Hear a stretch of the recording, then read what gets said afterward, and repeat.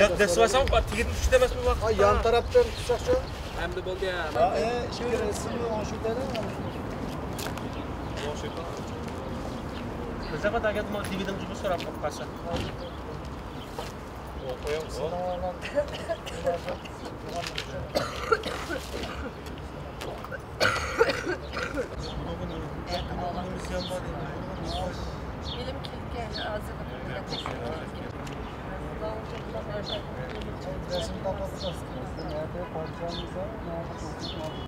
Biz Toplama Kamp Mağdurları platformu olarak dün itibariyle Çin Büyükelçiliği, Çin Ankara Büyükelçiliği'nin önünde bir eylem gerçekleştiriyoruz. Yani bir protesto. Bu protestoda şu an Birleşmiş Milletler Yüksek Komiseri Michelle Bachelet hanımefendi Doğu Türkistan'daki ziyaretlerini başlamıştır.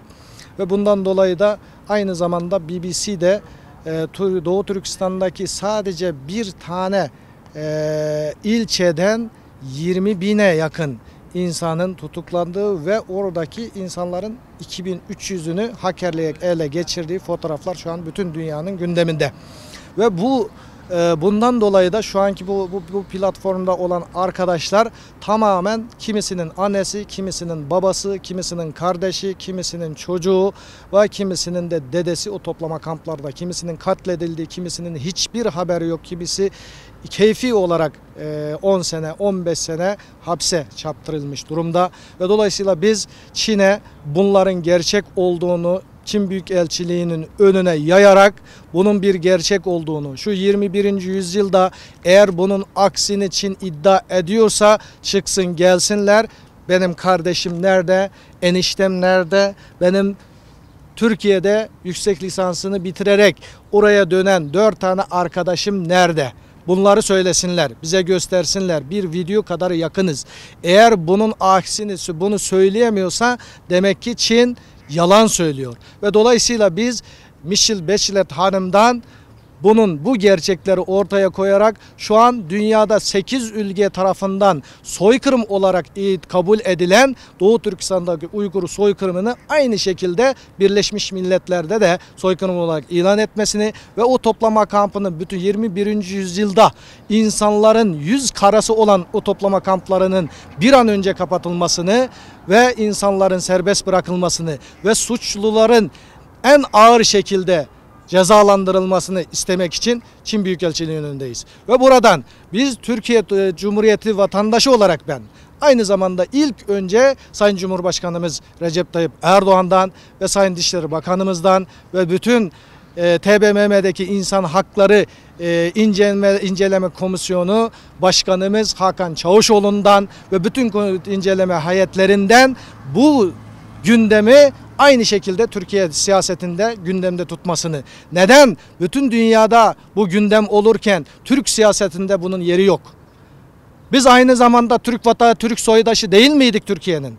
Aynı zamanda biz Müslüman kardeşi değil miydik bu ülkenin? Ben bu ülkenin vatandaşı değil miyim? Neden Türkiye'deki Türkiye vatandaşlığını almış olan 700'e yakın Türk vatandaşı Doğu Türkistan'dan, Çin'in toplama kamplarından kurtarılıp buraya getirilemiyor? Neden? Oradaki toplama kamplarını şiddetli bir şekilde kınayamıyoruz. En güçlü Dışişleri Bakanımızın geçenki İslam İşbirliği Teşkilatı'nda, yani Pakistan'daki İslam İşbirliği Teşkilatı'nın konferansında söylediği gibi Uygurların durumunu görmezden gelmek doğru değildir. Demek ki Sayın Dışişleri Bakanımız olsun, Sayın Cumhurbaşkanımız olsun bunların hepsini biliyor. Madem biliyoruz, ben şöyle sesleniyorum. Tıpkı bizim İstiklal Marşımızda korkma dediği gibi, tıpkı bizim imanımızda hasbinallahu ve ni'mel vekil dediği gibi, Cumhurbaşkanımızın da one minute demesin içine. Çünkü Çin çocukları öldürmeyi çok iyi biliyor. Kadınlara tecavüz etmeyi çok iyi biliyor.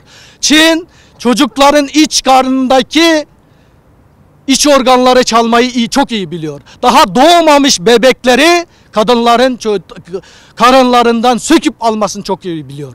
Böyle bir ülkeye eğer bizi şu an mesela emniyet güçlerimiz Viyana Sözleşmesi bilmem başka sözleşmelerinden dolayı biz buna saygı duyarak 400 metre uzakta duruyorsak aynı zamanda Çin hükümetinde insan hakları sözleşmesine imza atmış olan bir ülke olarak insan hakları sözleşmesini yerine getirmesini, bunu sadece biz değil bütün dünyadaki liderlerin Çin'e karşı bunu talep etmesini ve Türkiye Cumhuriyeti Devletimizin de bu soykırımını tıpkı 8 ülke soykırımı olarak tanıdığı gibi tanıyarak o toplama kamplarının bir an önce kapatılmasını ve bunun gündem yapılması için burada eylemimize devam ediyoruz.